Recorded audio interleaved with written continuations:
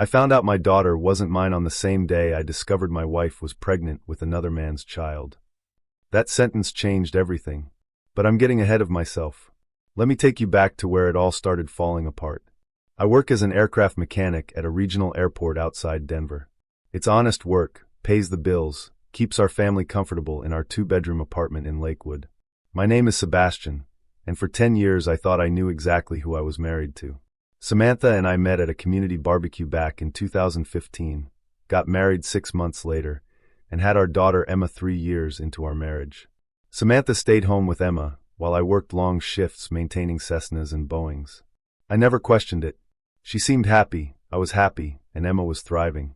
We weren't rich, but we were solid middle class. I made enough that Samantha never had to work, and I was proud of that. Everything changed on a Tuesday in March. I came home early from work, because we'd finished an inspection ahead of schedule. Emma was 7 years old then, sitting at the kitchen table with her coloring books. Samantha wasn't home, which wasn't unusual. She often ran errands while Emma was at school, though Emma had a half day that Tuesday. "Daddy," Emma said, not looking up from her drawing. "Why does Mommy have a special friend?" My hand froze on the refrigerator door. "What do you mean, sweetheart?" "The man who picks her up sometimes. When I'm at Grandma's house." The kitchen suddenly felt smaller. I sat down next to Emma, trying to keep my voice steady. "Tell me about this man." Emma shrugged, still coloring. "He has a red car. Mommy kisses him like she kisses you." The words hit me like turbulence at 30,000 feet. But I didn't panic. Not yet. Kids misunderstand things all the time, right? "When did you see this?" I asked. "Last week. I forgot my backpack at Grandma's house and came back inside. They were in the driveway. I waited until Samantha got home that evening. She walked in with shopping bags, smiling, asking about my day. I watched her carefully, looking for signs I'd somehow missed. She seemed normal. Too normal. "How was your day?" I asked. "Oh, the usual. Grocery shopping, picked up Emma from school, stopped by the dry cleaners." Emma had been at her grandmother's house that afternoon. Samantha was lying, and she didn't even hesitate. I didn't confront her. Not yet. Instead, I started paying attention. Really paying attention. Over the next week, I noticed the patterns. Samantha had therapy appointments every Thursday afternoon that I'd never questioned. She had a book club on Tuesday evenings. She volunteered at a community center on weekends. Except now, with fresh eyes, I realized I'd never actually verified any of this. The following Thursday, I told my supervisor I had a family emergency and left work early. I parked my truck 3 blocks from our apartment and waited. At 1:47 p.m., Samantha left in her Honda Civic. I followed her. She didn't go to any therapist's office.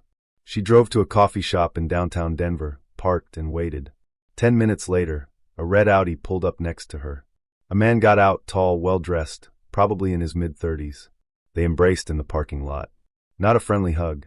The kind of embrace that told me everything Emma had said was true. They went inside together. I sat in my truck, hands gripping the steering wheel so hard my knuckles went white.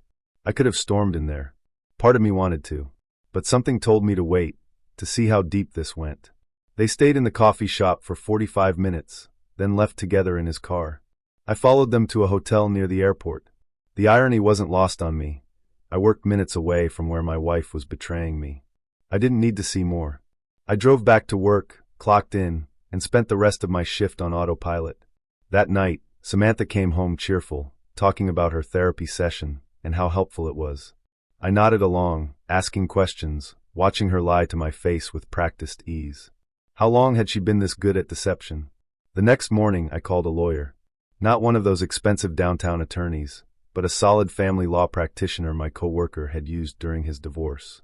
Her name was Patricia Miller, and she was worth every penny of her modest fee.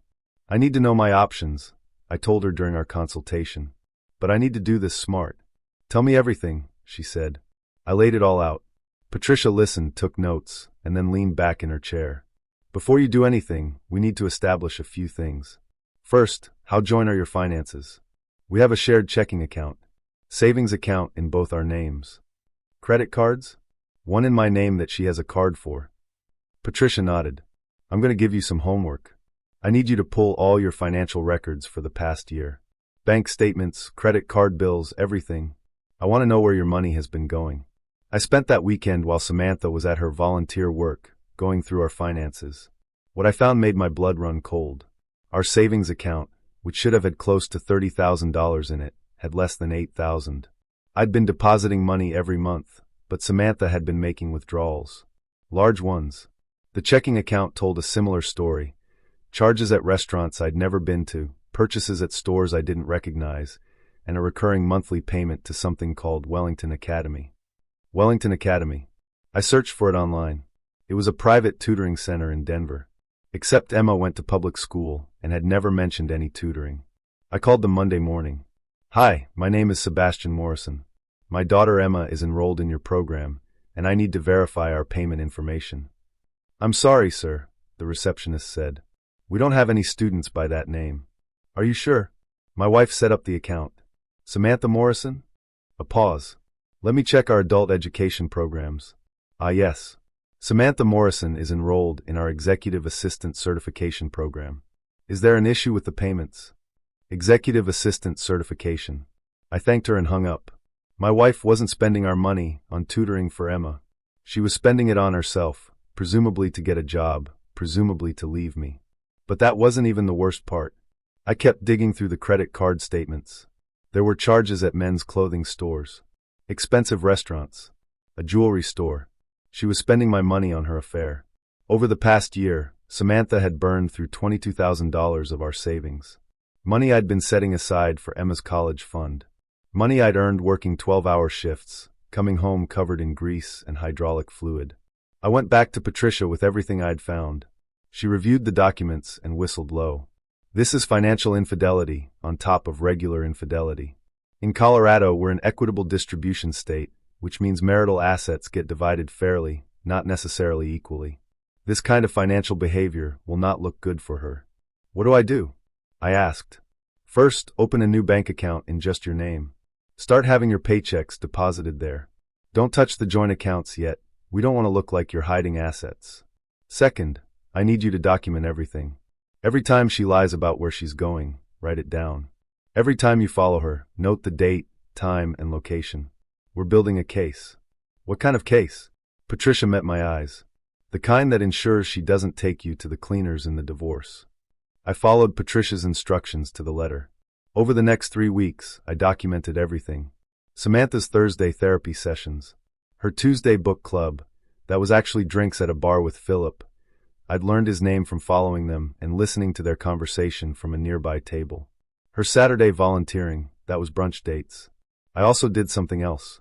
I ordered a paternity test kit online. Emma had always looked more like Samantha than me, but I'd never thought much of it. Now though doubt crept in. When had this affair started? How long had Samantha been lying? The test required a simple cheek swab.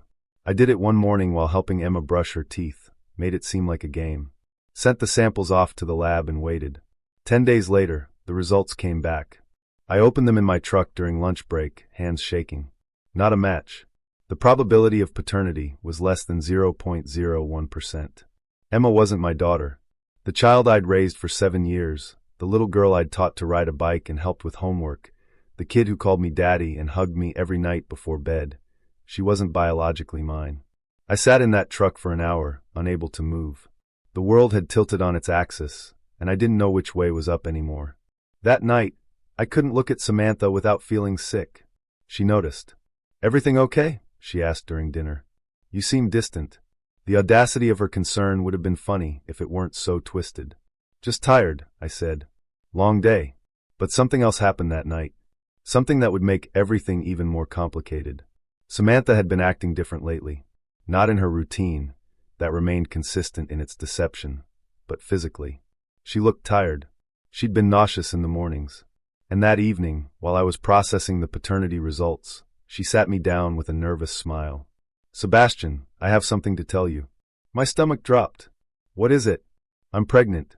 The room spun. For a moment, I couldn't breathe. She was looking at me expectantly, waiting for joy, for excitement. I managed to force my face into something resembling happiness. "That's wow," I said. "How far along?" "About 8 weeks.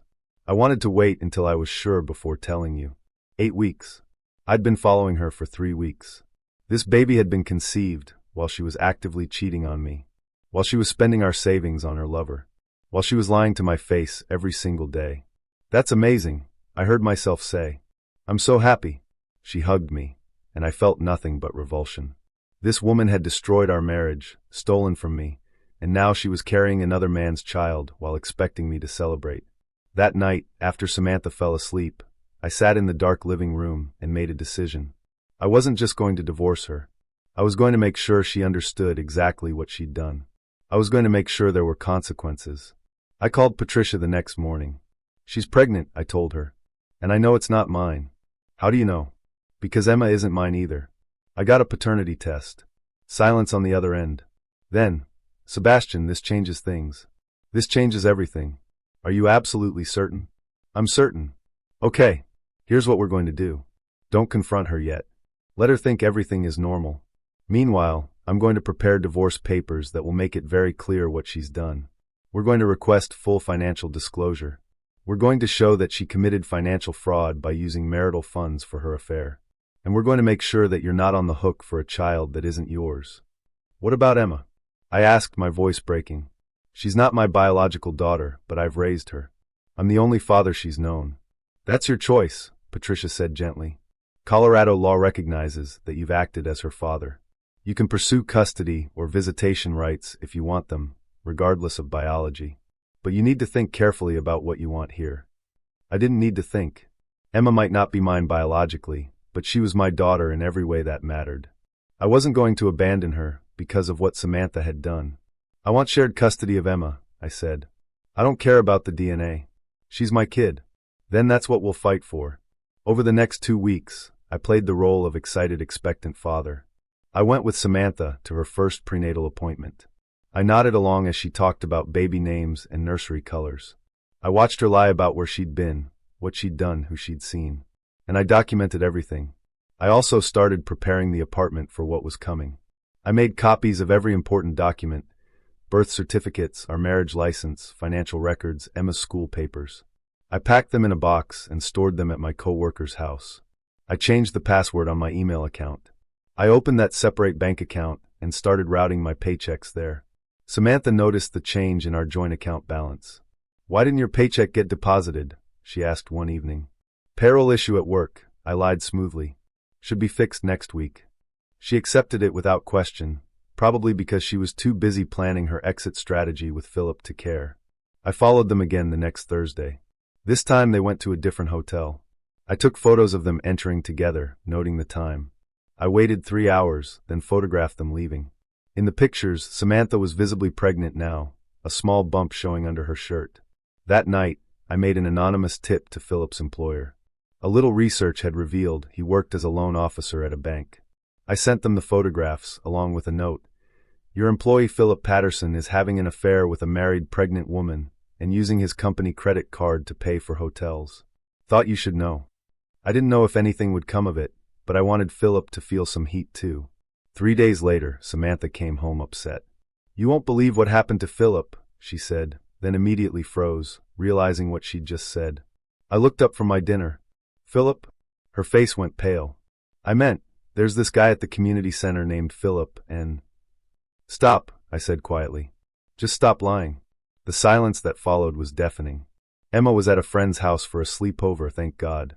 It was just the two of us. Sebastian, I know everything, I continued, my voice eerily calm. I know about Philip. I know about the affair. I know about the $22,000 you stole from our savings. I know that Emma isn't my biological daughter. And I know that baby you're carrying isn't mine either. Samantha's face crumbled. She tried to speak, but I held up my hand. I don't want to hear your excuses. I don't want to hear that you were lonely, or that I wasn't paying enough attention to you, or whatever justification you've crafted in your head. What I want is for you to pack a bag and leave. Tonight. Sebastian, please let me explain. There's nothing to explain. You've been cheating on me for at least 7 years, probably longer. You've been stealing from our family to fund your affair.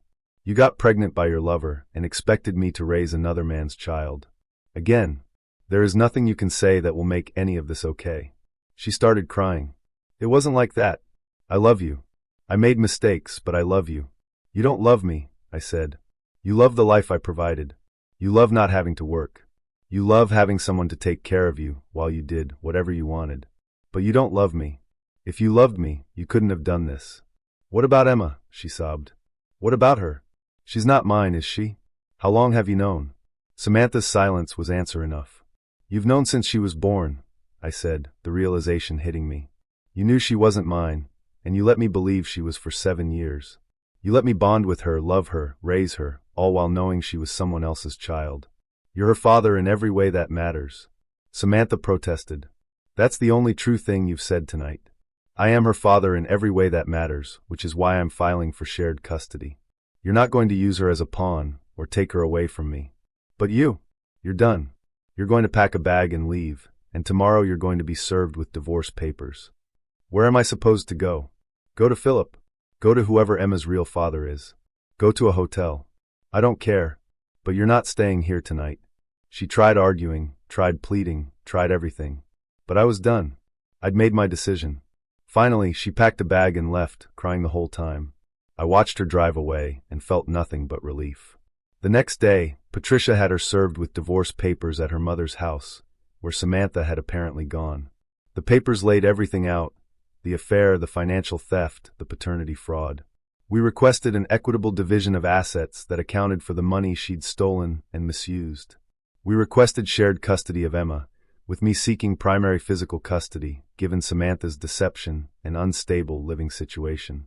We also included a motion to exclude me from any financial responsibility for the unborn child, given that it was conceived during Samantha's affair and was not my biological child. The response came 3 days later. Samantha wanted to reconcile. She claimed the affair was over, that she'd made mistakes but wanted to work on our marriage. She requested full custody of Emma and child support. She made no mention of paying back the stolen money. Patricia laughed when she read it. She's delusional. Let's proceed with discovery. I want to see her try to explain $22,000 in withdrawals. The divorce proceedings were brutal. Samantha tried everything. She claimed the money was for household expenses.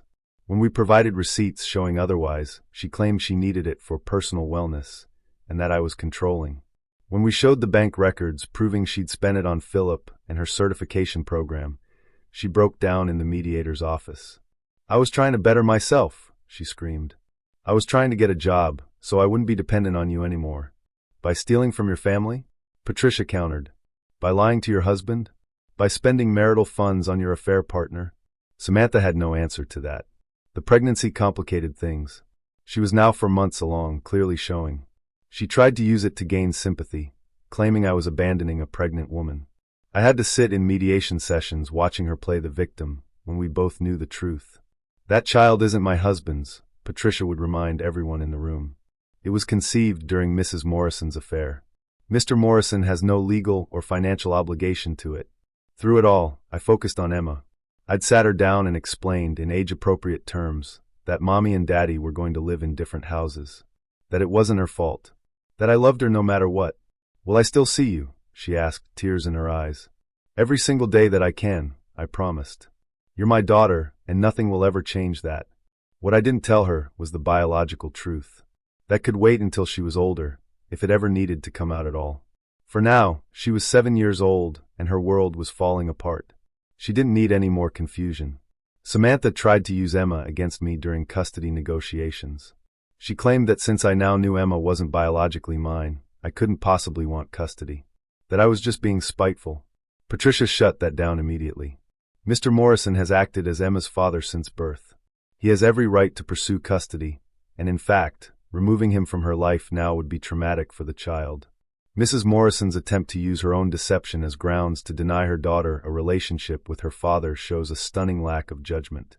Samantha tried reaching out to me during this time. Desperate texts about how she'd made a mistake, how she needed help, how she couldn't do this alone. I blocked her number.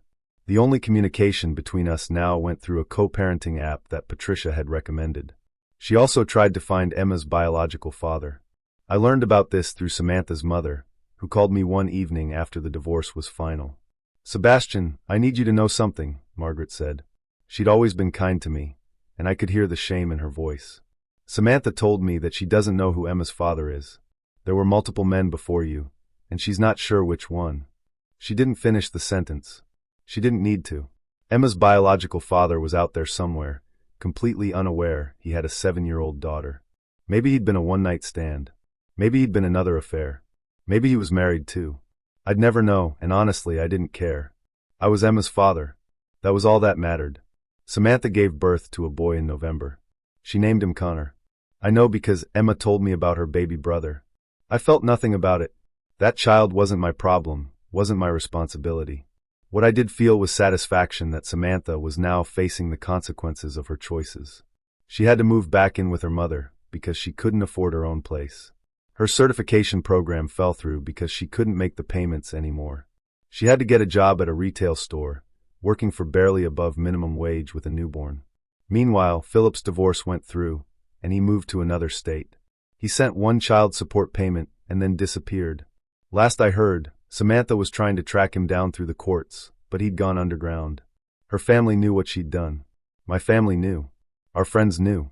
People at the community center where she'd claimed to volunteer knew. She'd burned every bridge, destroyed every relationship, all for an affair with a man who'd abandoned her the moment things got difficult. But here's the thing, I didn't take pleasure in her suffering. I didn't gloat or celebrate her downfall. What I felt was simply nothing. She'd made her choices, and now she was living with the consequences. That was justice enough. As for me, I focused on Emma and my work. Emma adjusted to the new arrangement better than I'd feared. She seemed happier, actually. Less tension in the house, more stability. I made sure her life was as normal as possible. At work, I got a promotion to lead mechanic, which came with a significant raise. I started putting money into an actual college fund for Emma, one that only I had access to. I began seeing a therapist to process everything that had happened. I was doing okay. I think about Samantha sometimes, about how she threw away a stable life for excitement that disappeared the moment it became inconvenient. I think about Philip, wherever he is, running from his responsibilities. I think about Emma's unknown biological father, who has no idea what he's missing. And I think about Emma, the little girl who isn't mine by blood, but is mine in every way that matters. The revenge, if you could call it that, wasn't something I'd planned. I didn't scheme to make Samantha suffer. I simply refused to be complicit in my own destruction. I documented the truth, protected my rights, and let the consequences fall where they naturally would. Samantha lost her marriage, her financial security, her reputation, and her future. Philip lost his job, his marriage, and fled from his responsibilities. They'd both made their choices, and they were both living with the results. As for Emma's biological father, whoever he was, he'd lost 7 years of his daughter's life and would never know her. That was its own consequence. And me? I'd gained the truth, painful as it was. I'd gained full knowledge of who I was dealing with and what my life really looked like. And with that knowledge, I'd built something new, something honest, something real. Sometimes the best revenge isn't what you do to someone else. It's simply refusing to let their actions destroy you. It's rebuilding, moving forward, and living well despite what they've done. Samantha destroyed our marriage, stole from our family, and built a life on lies.